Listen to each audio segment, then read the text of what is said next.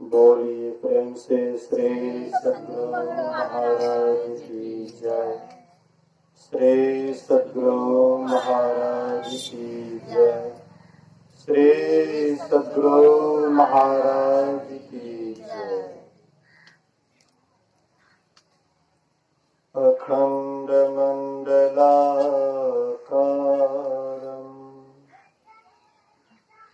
व्याप्तं येन चराचरं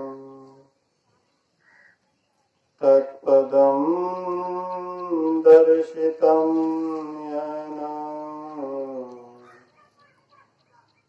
तस्मै श्री गुरुवे नमः। धन्य धन्य सतगुरु सुखदा महिमा कहे ना जाए। जो कछु कहो तुम्हारी कृपा मोते कछु न बसाए। सर्वत्र सर्वदा वर्तमान सद्गुरु महाराज जी के पावन चरणों में कोटि कोटि नमन।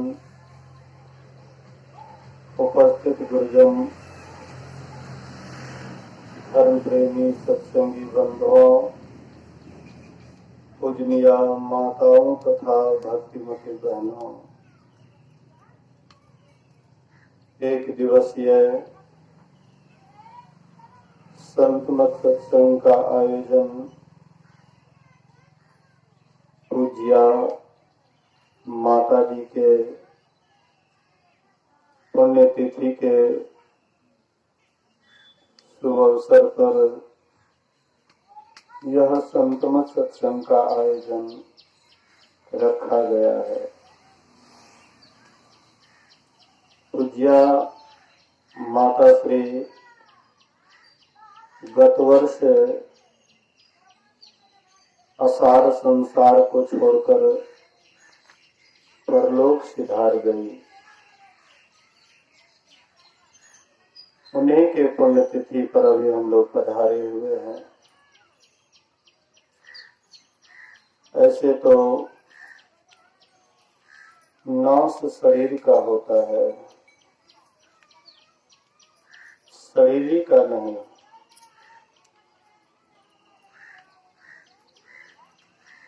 कठोपनिषद में कहा गया है, वायुर्थेको भुवनम प्रविष्टो रूपम रूपम प्रतिरूपम बभूव एकस्तथा सर्वभूतांतरात्मा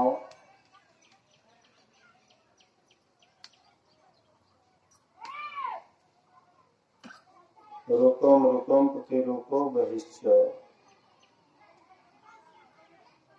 जिस प्रकार वायु हम आप देखते हैं, उस वायु को अगर हम ट्यूब में भर देते हैं, चक्का में भर देते हैं, तो वह वायु चक्राकार के समान हो जाता है। उसी को हम गेंद में भर देते हैं तो वह गोलाकार बुझाता है। उसी को हम बैलून में भरते हैं तो वह लंबाकार बुझाता है। लेकिन जैसे हवा न चक्राकार होता है, न लंबा होता है, न गोलाकार होता है। ये तो आवरण होने के कारण जिस आकृति में हम हवा भरते हैं वही आकृति का आकार हवा ले लेता है। इसी तरह से यह आत्मा भी जिस शरीर को वर्ण करती हैं, हम आप सोचते हैं कि वह वैसा ही हो जाता है, लेकिन ऐसी बात नहीं है। जो हम आपके अंदर में आत्मा है, वही आत्मा चींटी से लेकर एक हाथी पर्यंत में भी वही आत्मा है। लेकिन शरीर में अंतर होता है, लेकिन आत्मा में कोई अंतर नहीं है। शरीर छोटा है, लेकिन शरीर कहीं जाता आता नहीं है। जिस तरह से हवा घर में भी है, बाहर में भी है, इसी तरह से हम आपके भीतर में भी वही एक आत्मा है। जहाँ कहीं भी देखते हैं, वह आत्मा से हर जगह भरपूर है। लेकिन जब तक वह आत्मा को जान नहीं लेते हैं, जब तक वह आत्मा को पहचान नहीं लेते हैं, और वह आत्मा को जानने के लिए, पहचानने के लिए सत्संग और ध्यान ही अवलंब है।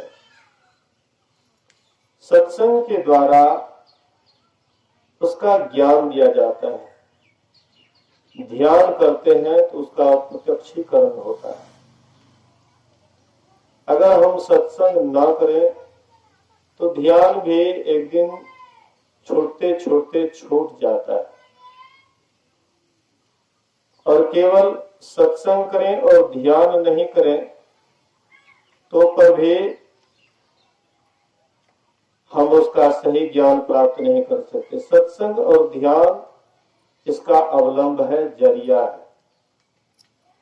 इसलिए वेद भगवान कहते हैं सत्संग करो, बुद्धि योग करो। सत्संग दो शब्दों के मेल से बना है, सत संग, सत जोड़ संग। सत किसको कहते हैं? जिसका विनाश नहीं होता है, जो एक रस रहता है, जो अविनाशी है, जो परिवर्तनशील नहीं है। ऐसे अविनाशी एक रस रहने वाले को सत कहते हैं। लेकिन संसार में हम जहां भी नजर डालते हैं, जिधर भी नजर डालते हैं, वह सब असत ही बुझाता है। सत वह है जिसका विनाश नहीं होता। लेकिन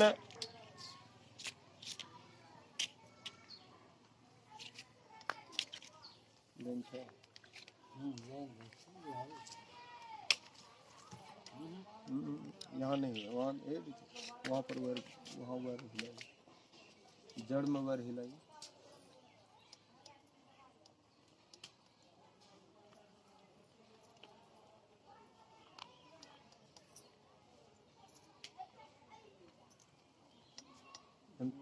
एम्पलीफायर में लाइन है, देखिए ना, एम्पलीफायर में लाइन है।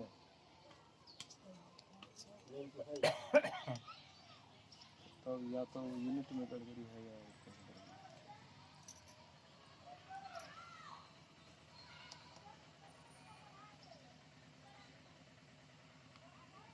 तो सत्य सोई जो विनशे नहीं, जिसका विनाश नहीं होता है। लेकिन संसार में हम जहाँ कहीं भी देखते हैं तो सब परिवर्तनशील पदार्थ,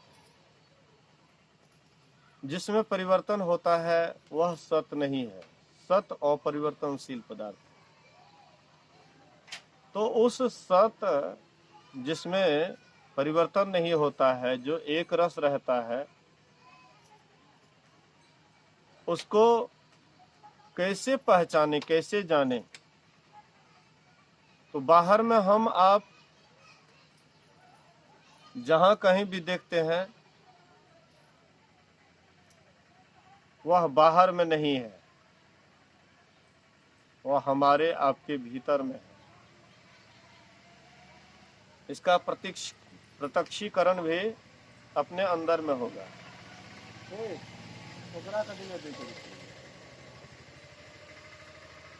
एम्पलीफायर में जो लेंगे आप राजे तो ओकरा खोले की कोई जरूरी नहीं। गड़बड़ी बोलिए श्री सद्गुरु। तो उस ईश्वर को जानने के लिए, उस ईश्वर को पहचानने के लिए बाहर में कोई प्रयोग नहीं है, प्रयोग अंदर में होता है, भीतर में प्रयोग होता है। बाहर हम कितना ही टटोलेंगे, जो भी हमें मिलेगा उसमें परिवर्तन होने वाला पदार्थ ही मिलेगा। लेकिन परिवर्तनशील पदार्थ मिल करके भी एक दिन छूट जाता है। हमें यह शरीर मिला है, एक दिन यह शरीर छूट जाता है। माता जी का शरीर छूट गया। हमें पति मिलता है, एक दिन पति भी छूट जाता है। पत्नी मिलती है, वह भी छूट जाता है। घर परिवार मिलता है, वह भी छूट जाता है। मतलब जो मिलता है वह एक दिन छूटता है, और जो मिला ही है वह छूटता नहीं है। तो मिला है क्या? परमात्मा तो मिला ही है। परमात्मा से कोई जगह खाली नहीं है। हम आप भी परमात्मा में है, परमात्मा हम आप में है, और हम आप भी परमात्मा में है। लेकिन हर जगह परमात्मा होते हुए भी हम लोगों का संपर्क, हम लोगों का संग परिवर्तनशील पदार्थ से हो गया, उसी को हम लोग सत्य मान बैठे। संसार है असत, ऐसे को हम लोग भर पांच के पकड़े हुए हैं और कहते यही सत्य है। लेकिन अगर यह सत्य रहता तो इनको हम आप कभी नहीं छोड़ते। सत्य जो होता है वह कभी छूटता नहीं, छोड़ने से भी नहीं छूटता। और जो झूठा है, जो असत है, वह बुझाता है सत्य, लेकिन वह सत्य है नहीं, है असत। हम आप उस सत्य का दर्शन ज्ञानेंद्रियों से चाहते हैं। हम लोगों के मन में होता है इसी आंख से हम ईश्वर को देखेंगे। हम लोगों के मन में होता है इसी पैर से चल करके ईश्वर तक जाएंगे। हम लोगों के मन में होता है यही हाथ से ईश्वर को पकड़ेंगे, यही कान से ईश्वर की आवाज को सुनेंगे, इसी नाक से उनका सुगंध, ईश्वर से जो सुगंध मिलता है इसी नाक से ग्रहण करेंगे। लेकिन संत महात्मा कहते हैं ये ज्ञानेंद्रियां, ये जो 5 ज्ञानेंद्रियां हैं, ईश्वर इसको बहिर्मुखी बनाया है। स्वयंभू परमात्मा ये 5 ज्ञानेंद्रियों को बहिर्मुखी बनाया है, बाहर ही देखती है, अंतर आत्मा को नहीं। लालटेन है, लालटेन में 5 रंग का शीशा, उसमें अलग अलग कलर का शीशा लालटेन में लगा दीजिए और लालटेन जला दीजिए। तो जिस साइड से जिस रंग का शीशा है उधर से जो रोशनी प्रकाशित होगा उसी रंग का होगा। दीपावली में बहुत जगह कंडील बनाते हैं और वह कंडील में बल्ब या बत्ती जला देते हैं और जिस कलर का पॉलीथीन जिस साइड से साटते हैं उस साइड से जो रोशनी निकलती है उसी रंग का निकलता है।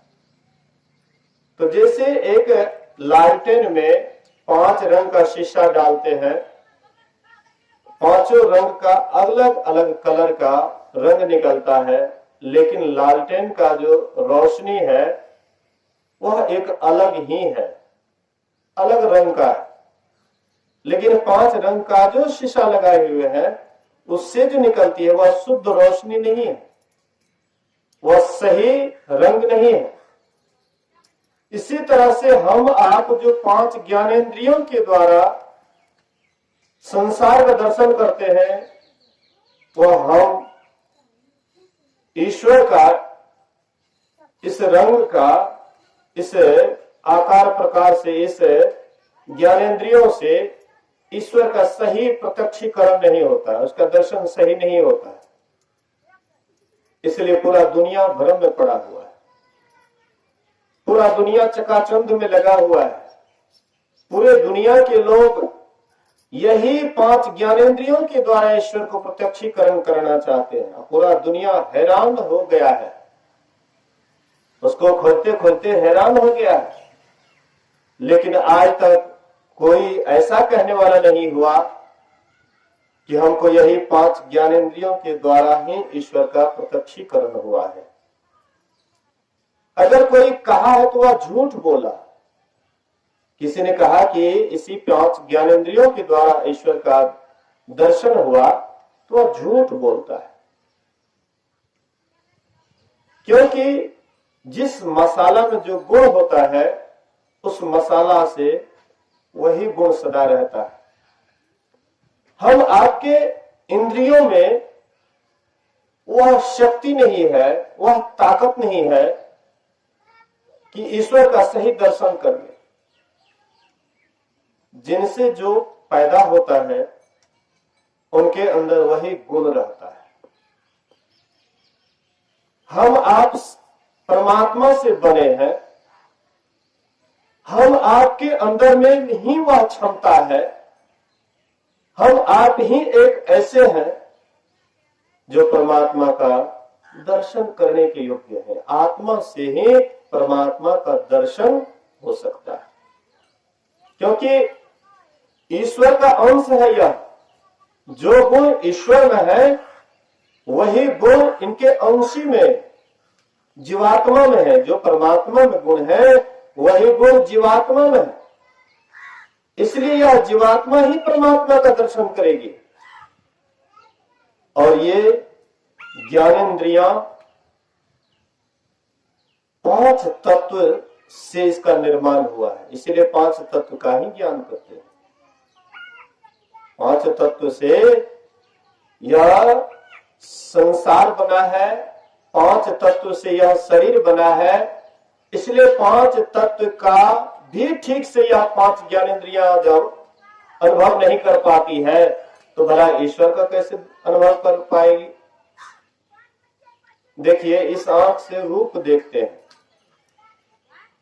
इस आंख से हम आप रूप देखते हैं। अगर कोई सोचे कि हम इस आंख से रूप को नहीं देखेंगे, कान से देखेंगे, क्या यह सुलभ होगा? यह हो सकता है? आंख से नहीं देख करके संसार को, रूप को, कान से देखेंगे। कान से दिखाई पड़ता है और सुनाई पड़ता है। किसी का कान खराब हो जाए, वो सोचेंगे कि हम नाक से ही सुन लेंगे, क्या यह हो सकता है? किसी का नाक खराब हो जाए, सोचेंगे मुंह से हम सुगंध दुर्गंध का पता लगा लेंगे, क्या यह हो सकता है? मतलब जो इंद्रियां जिस काम के लिए नियुक्त किया गया है वह इंद्रियां वही काम कर पाती है, उससे ज्यादा नहीं। आंख का काम केवल रूप का ही ज्ञान करना है, इससे आगे का ज्ञान इस आंख को नहीं है। बोलिए श्री सद्गुरु। इस आंख से केवल रूप ज्ञान ही तक इसका ज्ञान सीमित है। कान से केवल एक ही विषय, केवल शब्द विषय ही श्रवण कर सकते हैं और दूसरा विषय कान से आप ग्रहण नहीं कर सकते। नाक से सुगंध दुर्गंध का ही आप पता लगा सकते हैं, कोई और इंद्रियों से नहीं। जिह्वा से आप स्वाद का पता लगा सकते हैं और इंद्रियों से नहीं। चमड़ा से आप स्पर्श का ज्ञान ले सकते हैं, ठंडा गर्मी का ज्ञान ले सकते हैं और किसी इंद्रियों से नहीं। तो जैसे एक एक इंद्रियों के लिए एक एक विषय अपेक्षित है, इसी तरह से परमात्मा दर्शन करने के लिए भी आत्मा की जरूरत है। ईश्वर का, परमात्मा का प्रत्यक्षीकरण यह जीवात्मा ही कर सकती है, दूसरे में क्षमता नहीं है। क्योंकि यह 5 ज्ञानेंद्रियां संसार के मसाला से बना हुआ है, इसीलिए संसार को ही देखती है। और ये जीवात्मा परमात्मा से ही बना हुआ है, परमात्मा ही है, दोनों में कोई अंतर नहीं है। इसलिए संत महापुरुष कहते हैं कि हम आप ही उस ईश्वर के दर्शन करने के लायक हैं, बाद बाकी कोई भी इंद्रियां इसके लिए सक्षम नहीं। तो हम आप जो दर्शन करेंगे, तो उसके लिए कौन सा उपाय है, किस रास्ते से हम उसका दर्शन करेंगे?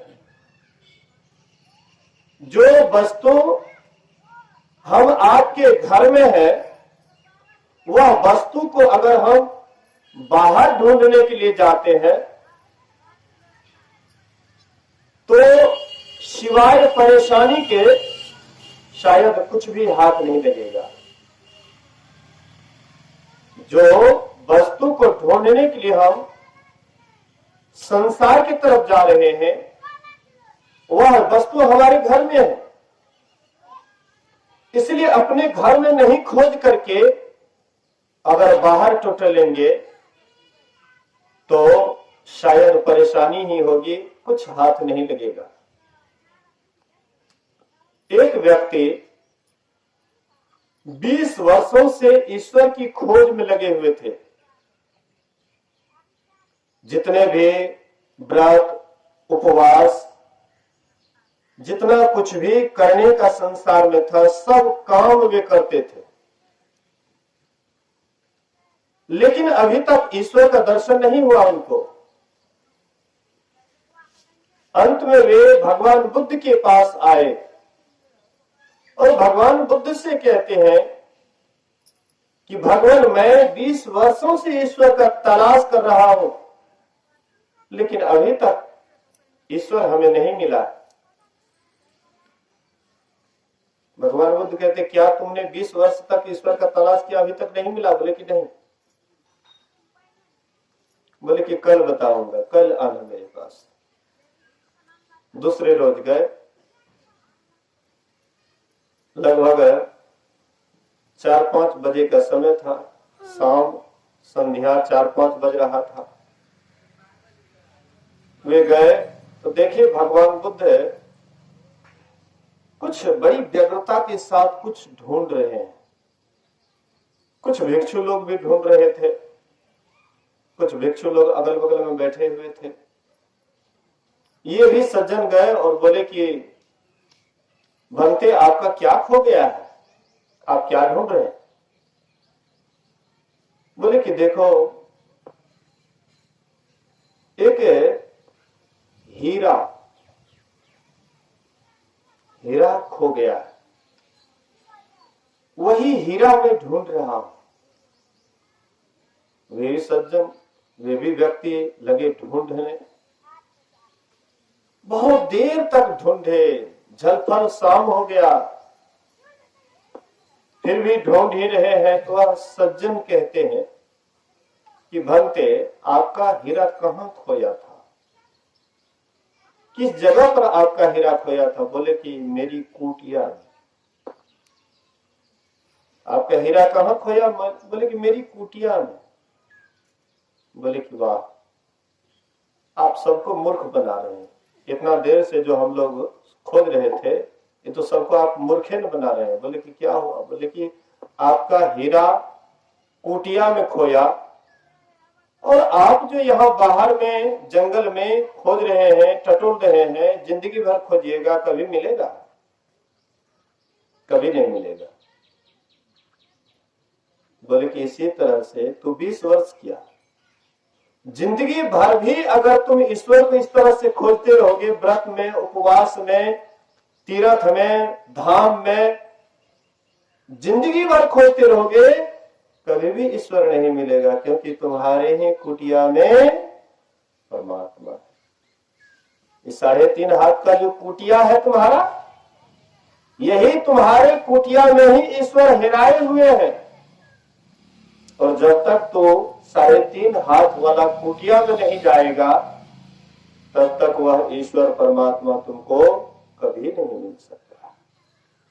हाँ, हैरान होोगे, परेशान होोगे, शरीर से पसीना बहेगा, पैर में फफोले पड़ जाएंगे, शरीर बूढ़ा हो जाएगा, पर ईश्वर का दर्शन जो कहोगे बाहर में होगा, ये कदापि नहीं होगा। न हुआ है, न होगा, न होने वाला है। हुआ नहीं, होता नहीं, वो होनहारा है नहीं। हुआ नहीं, होता नहीं, होने वाला भी नहीं। इसलिए उस ईश्वर परमात्मा को, उस ईश्वर को कभी भी बाहर ढूंढने का कभी भी कोशिश नहीं करना चाहिए। बाहर में जो भी हम देख रहे हैं वह ईश्वर परमात्मा नहीं है, उनका छवि है, रूप है, स्वरूप नहीं है।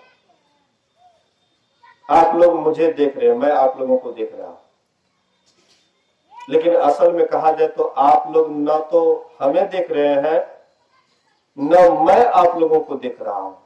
आश्चर्य की बात है। मैं आप लोगों को देख रहा हूं, आप लोग भी मुझे देख रहे हैं, और फिर मैं कहता हूं कि न तो आप मुझे देख रहे हैं, न आप लोगों को मैं देख रहा हूं। ये कैसी बात है? हाँ, असल में आप मुझे नहीं देख रहे हैं, मैं आप लोगों को नहीं देख रहा हूं। हाँ, आपके शरीर को भले ही मैं देख रहा हूं, आप लोग भी मेरे शरीर को जरूर देख रहे हैं, लेकिन मैं कौन हूं आप लोग नहीं देख रहे हैं, और आप लोग कौन है मैं भी नहीं देख रहा हूं। 2 बालक खेल खेल रहा था, आंख मिचोनी का खेल, नुका छिपी का खेल। तो एक बालक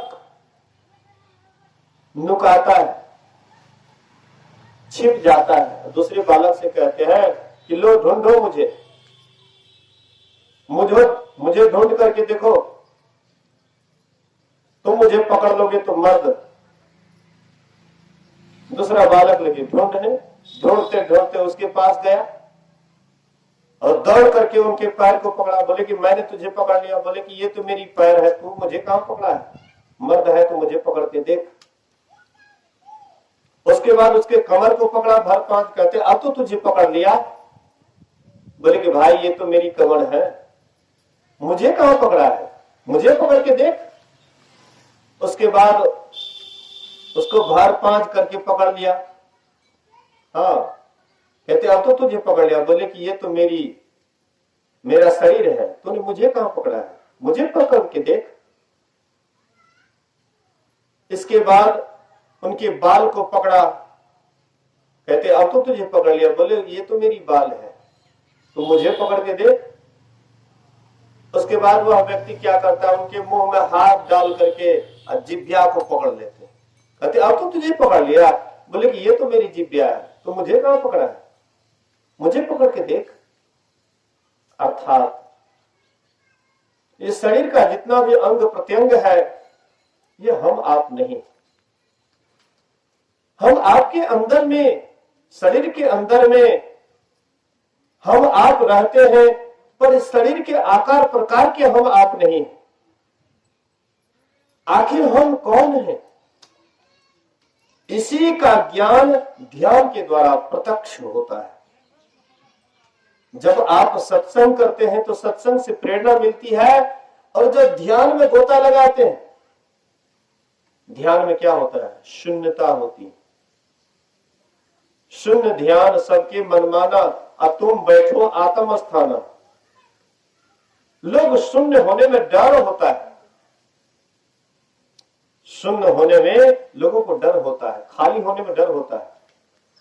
कहीं न कहीं कोई न कोई शरीर संसार से चिपके हुए रहते हैं। परिवार, घर परिवार से कहीं न कहीं ख्याल लगा हुआ रहता है। जब ध्यान पर बैठते हैं तो वही सारा ख्याल जो आप हम पहले जो मन में विचार किए, चिंतन की, वही सब सामने में आता है। शून्यगत मन नहीं हो पाता है।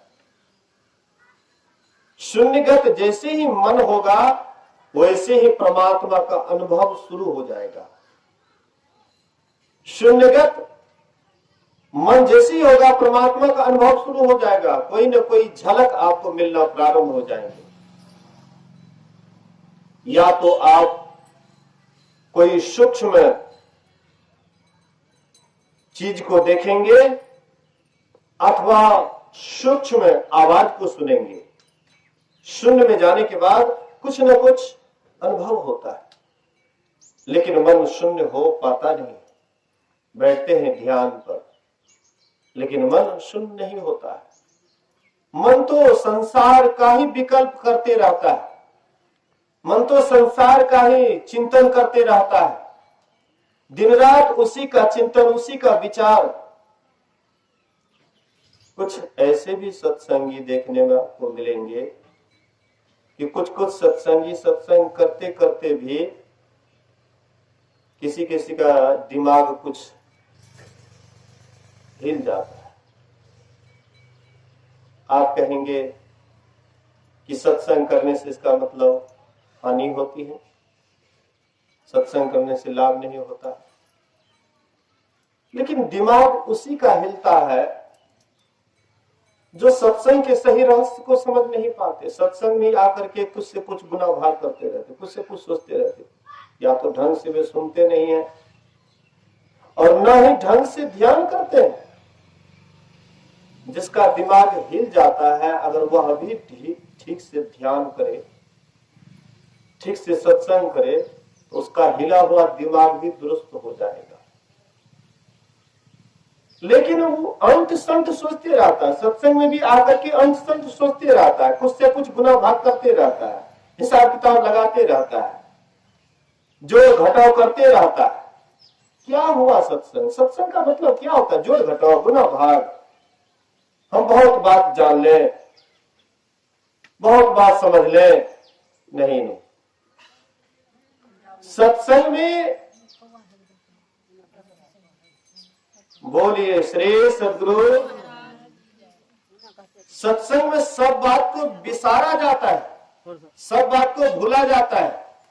लेकिन हम आप सत्संग में भी आकर के बहुत बात को बुरा भाग करते रहते हैं। यहाँ पर कोई वक्ता जो आपको कुछ सुनाते हैं तो भुलाने के लिए सुनाते हैं कि आप जो इतना दिन तक जो दिमाग में भूसा भर करके रखे हुए हैं, वो भूसा को सबको उड़ा दीजिए, साफ कर दीजिए, तब दाना मिलेगा।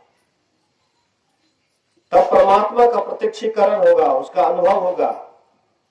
ऐसे सत्संग में जाते हैं तो दिमाग में जो पहले का कचरा है वो तो भरा ही है। उसके बाद सत्संग में जो जाते हैं, उसको जो सुनते हैं, तो उसको भी और दिमाग में भर लेते हैं, तो दिमाग ओवरफ्लो हो जाता है।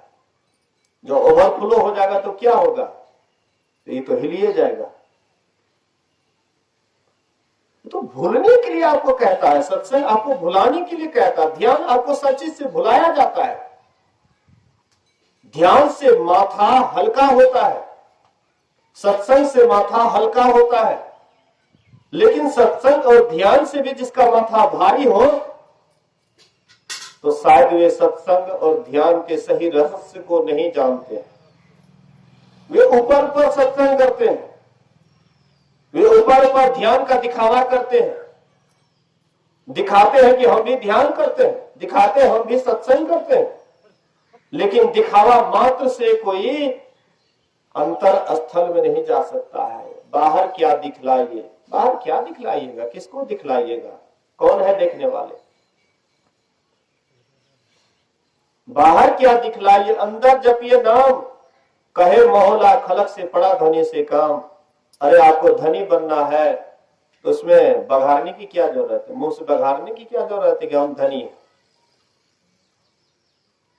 अरे कोई धनी है तो कभी नहीं कहता है कि हम धनी हैं। इसलिए हम आप थोड़ा बहुत कोई चीज जो मन में आता है और इस बात को दिमाग में ज्यादा हम भर लेते हैं, लेकिन गुरु महाराज कहते हैं सकल भूले सब कुछ भूल जाओ। ऐसा नहीं कहते हैं कि सब बात को याद रख लो। संसार में जो तूने बचपन से अभी तक माथा में जो भी ज्ञान इकट्ठा किया है उसको भी रख लो। अब सत्संग में जो जाते हो, जो वहां पर कथा कहानी सुनाया जाता है, जो तुम्हें वहां पर ज्ञान दिया जाता है, उन सबको दिमाग में भर लो। अगर भरते हैं तो सत्संग के सही रहस्य को नहीं जानते हैं। केवल सत्संग में जाते हैं हम आप एकाग्रता प्राप्त करने के लिए, मन आपका शांत हो जाए, मन आपका एकांत हो जाए, मन आपका साफ सुथरा हो जाए। मन साफ सुथरा कैसे होगा, मन आपका एकाग्र कैसे होगा? इस रहस्य को अगर आप हम नहीं जानेंगे तो शायद हैरानी के अलावा और कुछ नहीं मिलेगा। सत्संग में जाएंगे, पैसे खर्च होगा, समय की बर्बादी होगी, लेकिन मिलेगा कुछ भी नहीं। अंत में खाली ही खाली वहां से आएंगे। क्या फायदा हुआ, क्या लाभ हुआ? इसलिए सत्संग आपको भरता नहीं है, बर्तन को भरता नहीं, बर्तन को खाली कराता है। कि जो कुछ भी आप सुनते हैं सबको विसार दीजिए, सब कुछ भूल जाइए, केवल एक पर आपका मन ख्याल टिका हुआ रहे। सकल भूले एक रहे, गुरु तुम पद स्नेहो, केवल एक ही एक का ख्याल रहे। जब हम ध्यान करने बैठते हैं, जब हम जप करने के लिए बैठते हैं, जिस समय में हम जप करते हैं केवल जप पर ही ख्याल रहे, कोई भी बात दिमाग में नहीं आवे, केवल जप ही जप हो। कॉलेज में विद्यार्थी लोग जाते हैं, वहां पर भी प्रोफेसर प्रिंसिपल कहते हैं मेडिटेशन करो, मेडिटेशन करो अर्थात ध्यान करो। तो प्रोफेसर प्रिंसिपल को ध्यान की जितनी जानकारी है उस जानकारी के अनुसार विद्यार्थियों से कहते हैं तुम लोग मेडिटेशन करो, ध्यान करो। तो ध्यान करने के लिए क्या करते हैं? मान लो कि तुम एक बना हुआ घर है, चार है, कोरो है, बत्ती है। तो कोरो पर एक जगह कोरो पर देखो, जहां बांध बंधा हुआ है, केवल उस बांध के गांठ को देखो।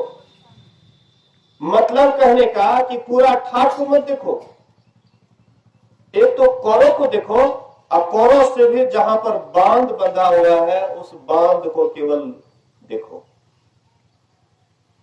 दीवार में लोग कोई कोई ओम लिख करके ध्यान करते हैं। जो सनातन धर्मी है दीवार पर ओम लिख देते हैं और वे ओम लिख करके ओम का ध्यान करते हैं।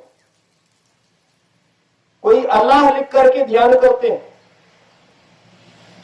कोई अलिफ लिख करके ध्यान करते हैं।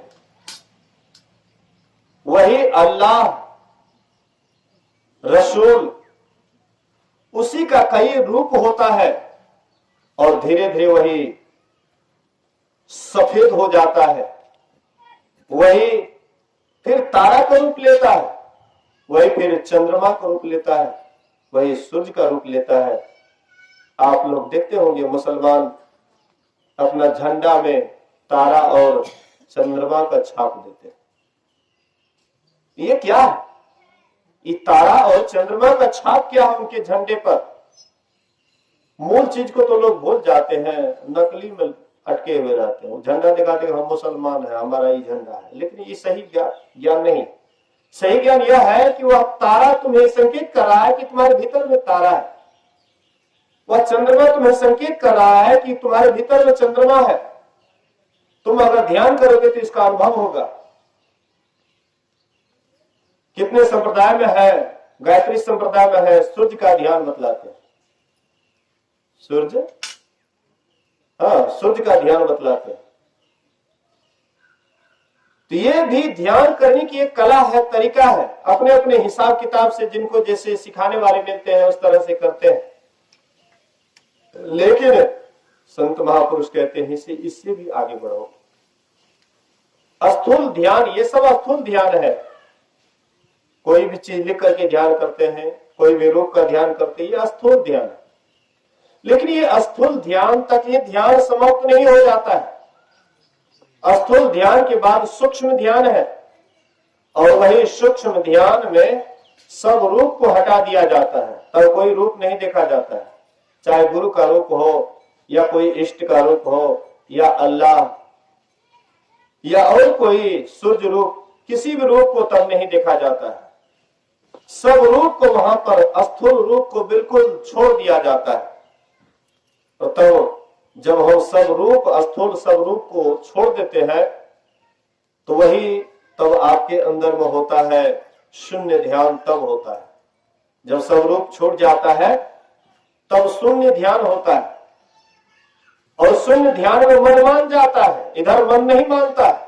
मन को सुख लगता है लेकिन मन मानता नहीं है, मन सीधा नहीं होता। इधर स्थूल ध्यान में आपका मन लग जाता है तो तत्काल आपको सुख शांति मिलती है, लेकिन मन पूरा पूरा नहीं मानता। पूरा पूरा मन तब मान लेता है जब हम सूक्ष्म ध्यान में आगे बढ़ते हैं। शून्य ध्यान सबके मन माना। कबीर साहब कहते हैं शून्य ध्यान में सबका मन मान जाता है। शून्य ध्यान सबके मन माना, और तुम बैठो आत्म स्थाना। तब हम आप आत्मा के स्थान पर बैठ जाते हैं कि आत्मा का सही क्या रूप है, तब वहां पर झलकता है। तुम बैठो आत्म स्थान, तब आत्मा के स्थान पर बैठ जाते हैं कि आत्मा कहाँ है, उसका दर्शन कैसे होगा। ये सही अनुभव वहां पर होता है। यहाँ पर तो हम अंदाजी करते हैं। इधर जितना भी हम अंदाजी दांव लगाते हैं, अंदाजी भक्ति करने का जो भी हम काम करते हैं, वो तो अनहरिये घर में लाठी मारते हैं।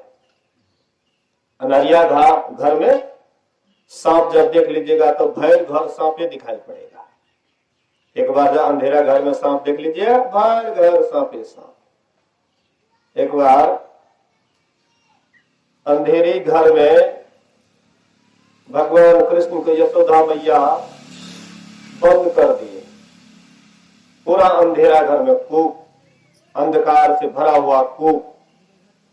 क्योंकि भगवान कृष्ण बड़े बदमाशी करता था, इसलिए यशोदा मैया क्या करते हैं तो उसको घर में बंद कर दिए, अनरिया घर में।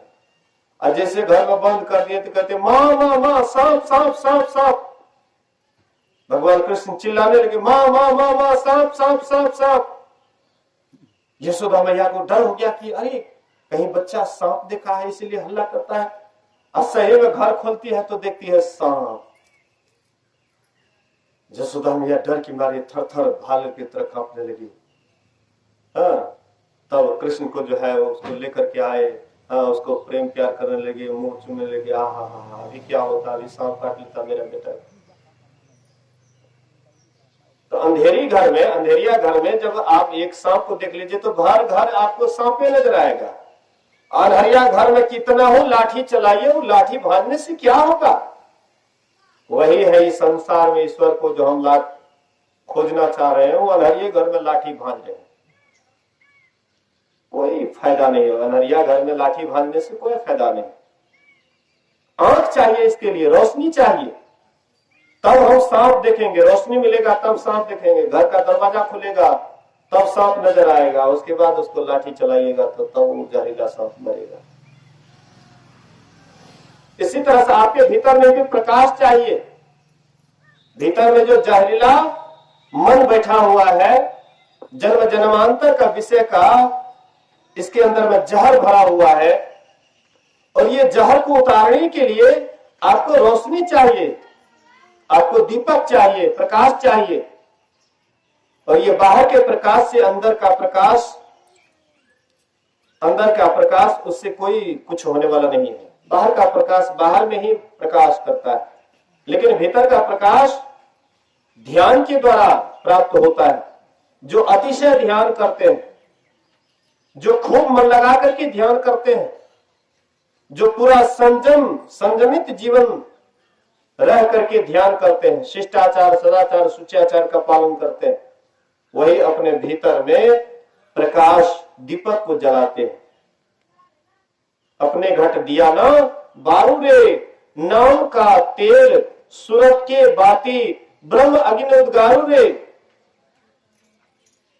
जगमग ज्योत निहारू मंदिर में, तन मन धन सब बारू रे। झूठी जान जगत की आशा, बारंबार विसारू रे। अब कहे कबीर सुनो भाई साधो, आपन कार सवारू रे। यही है अपना काम संवारने का तरीका, नियम। अपने भीतर में अपने का खोज, यही है अपना काज संवारना है। आइए, बाहर का जो भी हम काम धाम कर रहे हैं, जो कुछ भी हम कर रहे हैं, ये अपना काम नहीं है, यह है दूसरे का काम, पराया का काम।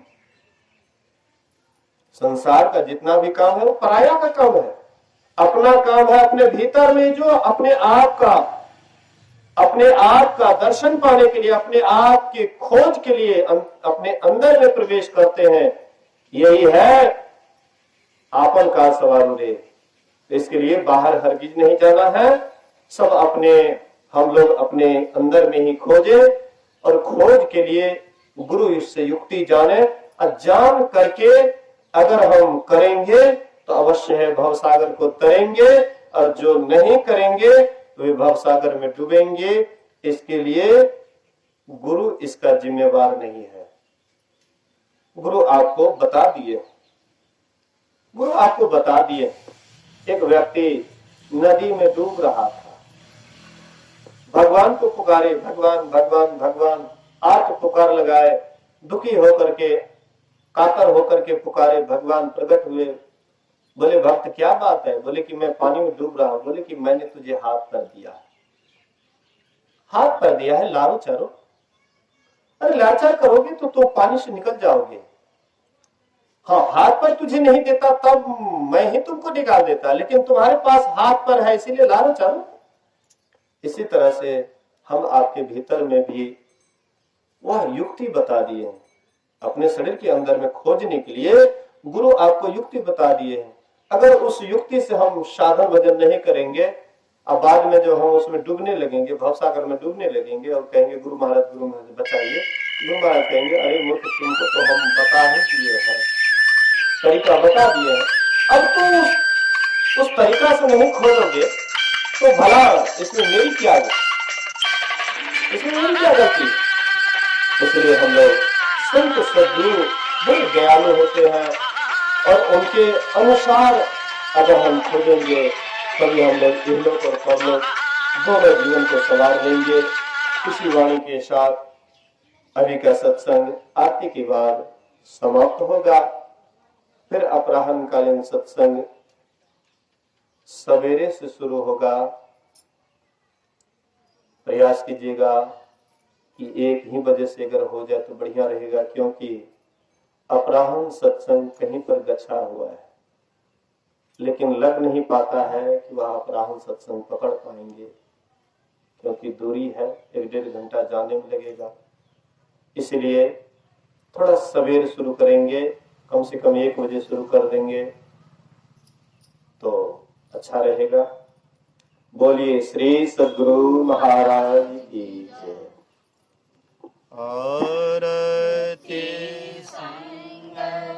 सत